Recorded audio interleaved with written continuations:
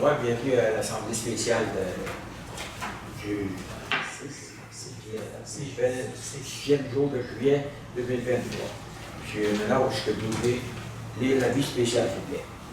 Avis spécial vous est, par les présentes données, par le sous-signé, qu'une séance extraordinaire du Conseil de cette municipalité est convoquée par Guy Ménage, greffier trésorier, pour être tenue au lieu ordinaire des séances du Conseil jeudi, le 6e jour de juillet 2023 à 19h30, et qu'il y sera pris en considération les sujets suivants, à savoir 1. Adoption du règlement 558-2023, 2. Service d'urbanisme, 3. Rapport du maire, exercice financier 2022, 4. Période de questions, 5. Levée de l'Assemblée.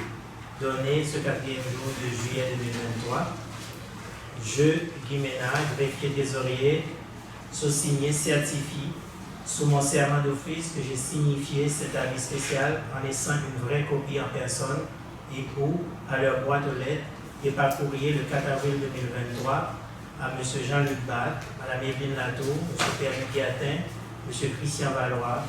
Daniel Valois, M. Gilles Pouchel et M. Richard Martin. En foi de quoi, je donne ce certificat ce 4e jour de juillet 2023.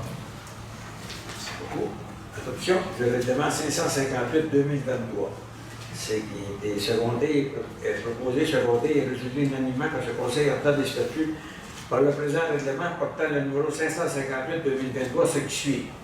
Le présent règlement a pour objet de décréter le prolongement des réseaux d'aqueduc et des coûts sanitaires, de même que des travaux d'amélioration de la chaussée sur la rue de l'Église, dont la description et l'estimation détaillée préparée par l'ingénieur Justin Lambert apparaît au document joint en annexe A au présent règlement.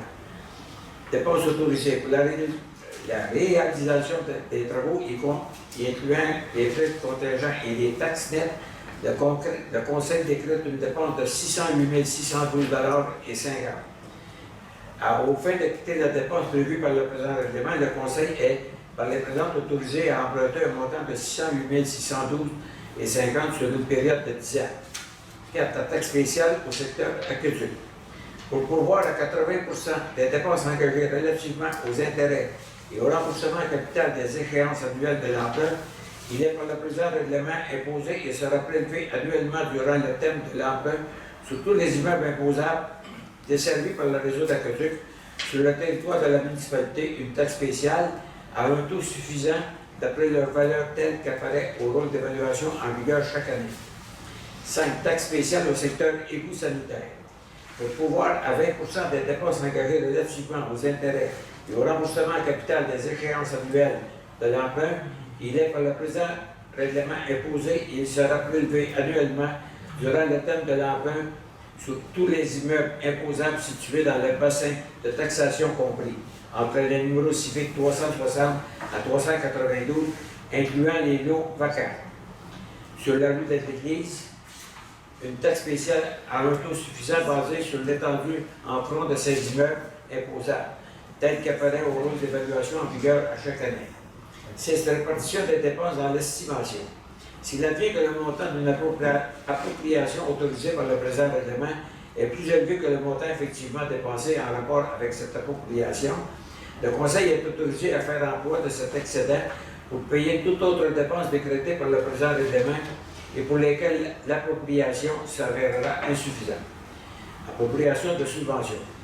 Ce Conseil affecte à la réduction de l'emprunt décrété au présent règlement toute contribution ou subvention qui pourra être versée pour le paiement d'une partie ou de la totalité de la dépense prévue au présent règlement.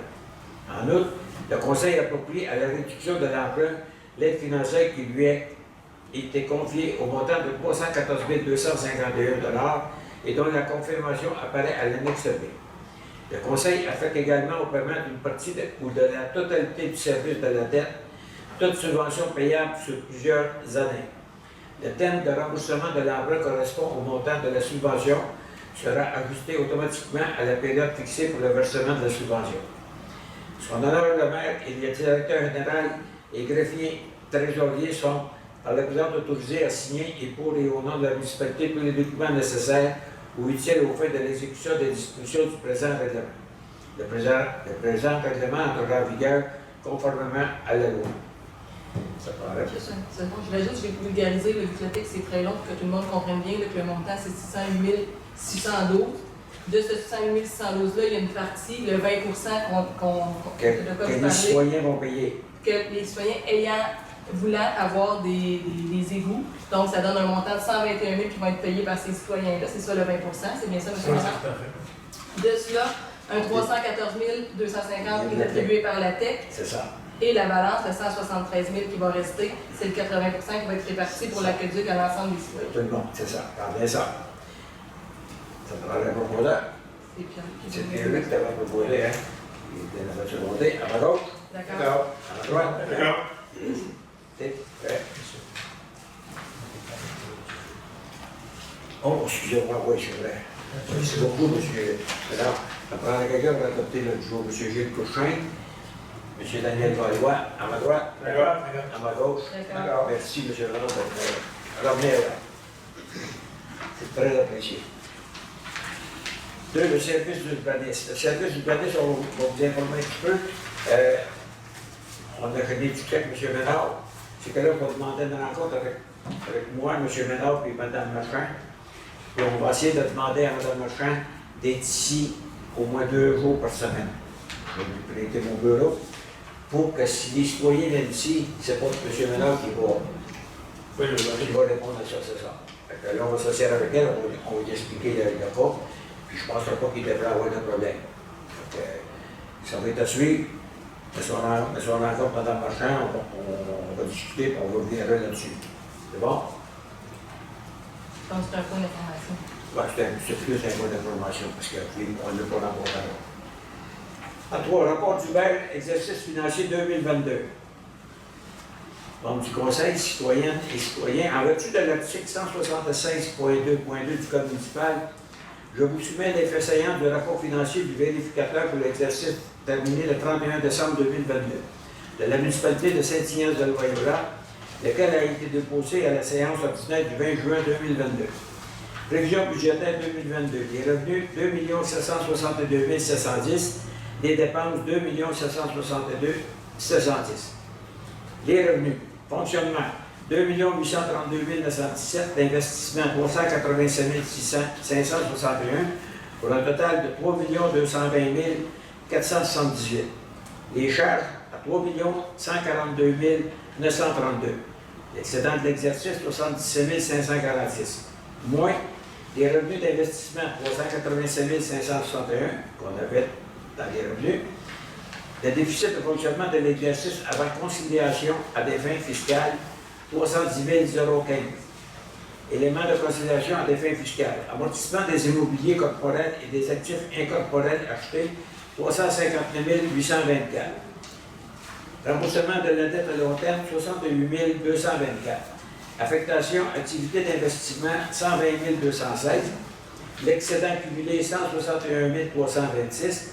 Autres éléments de conciliation 3 900. Un total de 336 610 qui nous donne un excédent de fonctionnement de l'exercice à des fins fiscales de 26 581. Au 31 décembre 2022, l'endettement total s'élevait à 1 408 667, incluant les cotes-parts de la MRC. La vérification externe des livres de la municipalité de Saint-Ignace-de-Loyola a été effectuée par la firme Michaud-Clément Incorporé, comptable professionnel agréé.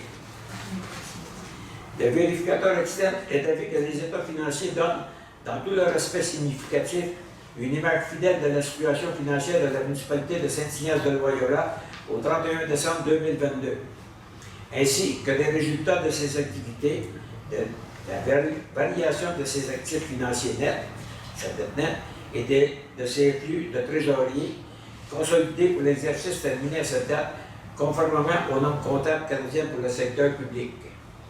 De plus, conformément à l'article 11 de la loi sur les traitements des élus municipaux, je vous présente la rémunération des élus municipaux pour l'année 2022. Une rémunération de 14 448 $, une élévation de dépenses de 7 224 $ ont été accordées au maire. Une rémunération de 4 812 et une élévation de dépenses de 2 406 $ ont été accordées à chacun des conseillers. Le maire reçoit un jeton de présence de 201 $ et les conseillers reçoivent un jeton de présence de 67 par présence à une séance ordinaire du conseil par journée, de même que toute réunion en comité de plénière. Ils reçoivent également une allocation de dépenses de 50% de cette rémunération. Le maire suppléant reçoit une prime de 34 par présence à une réunion régulière. À la MRC de Dautrey, le maire a reçu une rémunération de 10 218,80 et une allocation de dépenses de 5 109,43. Et le maire suppléant a reçu une rémunération de 127,07 et une allocation de dépenses à 63,54. Je vous dis le maire suppléant de la MRC, c'est parce que moi, je suis préfet suppléant pour l'instant.